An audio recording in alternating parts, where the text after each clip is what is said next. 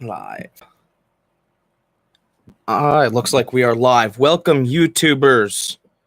How you guys feeling this week? I am Jack Neary. This is Shot at Jack, and this week we'll be talking about. Last week we predicted that Maximum Security would win the Kentucky Derby, or at least he would do an excellent job in fighting the other horses once he got to the lead and possibly won. And I'm here to tell you that he did win the race. Okay, I know there's this whole controversy that's going on of him switching lanes and him getting in other horses' ways. And I don't know what the ruling states that you cannot get into another horse's lane. Okay, but no horse ever stays in their lane for the length of a total race. For the totality of a race, a horse does not stay in its own lane. I would love it to, but it doesn't, because it's a horse and a jockey, and they can't talk to each other.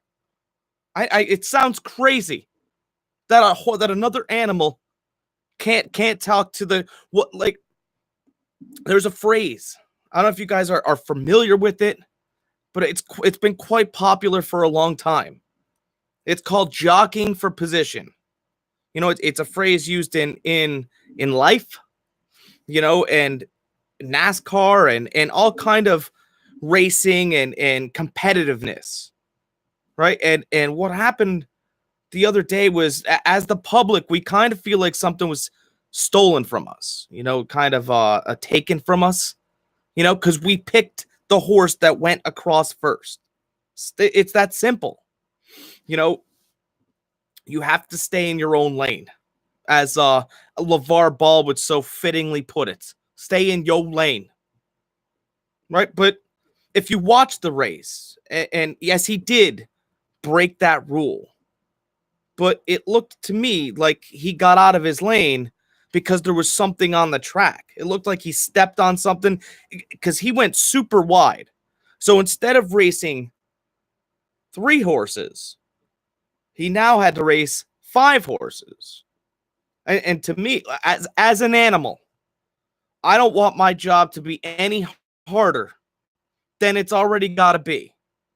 So I'm sure he didn't do it purposely. That's my thing. Like, if it was a perfect track, then you disqualify him. The track was a mess, as we talked about. It was a mess. It was sloppy. It wasn't. The track looked homeless. Like, if you were to describe what a homeless person would look like, it'd be that track. Right? The stewards, awful job. All of them should be fired.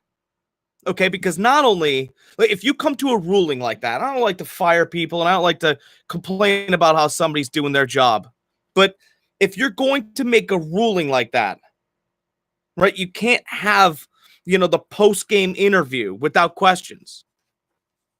Like, to sit there and say that we came to this and all of you has taken your seat, and not have the media at least be able to ask a question or two, it's a very small thing to do. Okay, that's the Kentucky Derby is the pinnacle of horse racing. Okay, it's what they race for all year. And by the way, it wasn't close at the end. He won by a length and a half, 2 lengths. He was the best horse. He went wide because your track was garbage, Kentucky. That's on you. Like, you don't take any responsibility for a bad track? Not even a little. The jockey apparently is responsible for keeping in his lane. But again, he can't communicate with the horse, right? There's no guaranteed lane, by the way. Like, if you were to take this to court, and I don't think it's ever going to make it there, but there aren't set lanes. Like, how long do you have to be in a certain lane before you can move into another lane?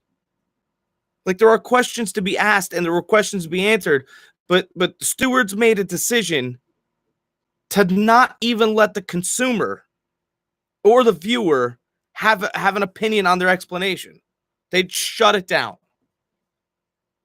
I felt bad for. I kind of felt bad for the jockey of Country House. I kind of felt bad because sit and think about this. That dude is 5 foot tall, 5'1". Jockeys are small people. They're they're midgets with a really good job, right? But jockeys are really small people, and he's got, let's say, 5,000 people that just lost money that have been drinking bourbon all day. That guy's got to get life flighted out of Kentucky. Life flighted right out of there. I thought the poor sloppy track had to do with a lot of it. I thought he kind of looked like, I don't know, I'm up here in the Northeast. If you drive in snow and you have like a speed, like you have like a Mustang or a Camaro, you know, when your back end kicks out, right when you're coming around the turn, it looked like he stepped in something. Like, I'm very sorry if that disqualifies him, but you set up a poor track and he was running very fast. What if he didn't slide to the right and he stayed in his lane where he felt like he stepped on something or he got spooked and he broke his leg that way? How are you going to explain that?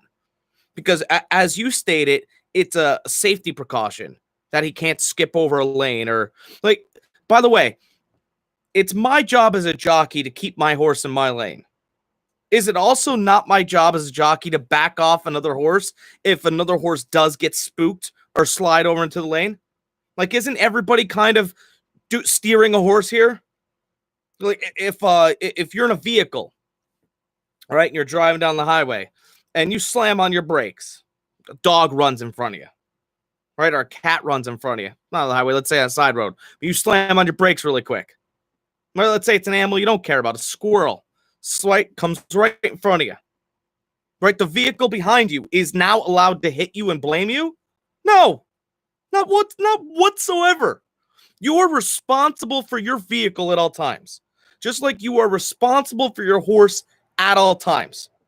That's what I think. I think you have to be responsible for that thing that you're on top of. Right? You've developed a relationship with it over time. Right? This isn't the first time you've ridden the horse. And if it is the first time you've been on the back of this said animal, that's dangerous. If it's a safety issue, you have to answer some questions. That's all I'm saying. Like, Maximum Security definitely won that race. We had the right horse. You changed the result to a long shot, which, by the way, this is very interesting. Now, last time, I don't have the exact statistic. I'm going to say this real quick. But the last time a favorite, who was Omaha Beach, I know they got jostled around after he had to leave the race due to his breathing apparatus. But the last time that a favorite was not a part of the race, a long shot won. That was the last time. The last time something like, one of your head horses had to leave, and then the odds got diced up, a long shot won. That's just a bit too nice for me. I know that the rule states that you cannot do a certain thing, but life isn't perfect. It's not going to be perfect all the time. There was no way Country House was a better horse. There were no better horses. They all actually looked really bad. Do you know why? Up until they went 4 wide. Up until they went 4 wide, no one challenged that horse. He led actually wire to wire. So nobody else was close to him. He went 3 wide, 4 wide with a couple horses for a little bit, and then stepped on the gas. That's my argument, guys. The fact of the matter is that you need to control your horse just as much as I need to control my horse. And if all things being equal, that's true, I crossed the finish line first.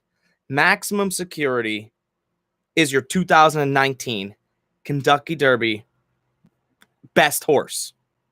I could say he's your best horse. I can't say he's the winner because you determined that after he beat everybody. after he beat everybody. Folks, I'm Jack Neary. I'm going to be putting videos up here. Please keep subscribing. The more subscribers we get, the more interaction we get. The more interaction we can get, the more back and forth we can get done. I also run a Facebook live as well. So we're going to keep doing this week in and week out until we get better at it. Right? Absolutely.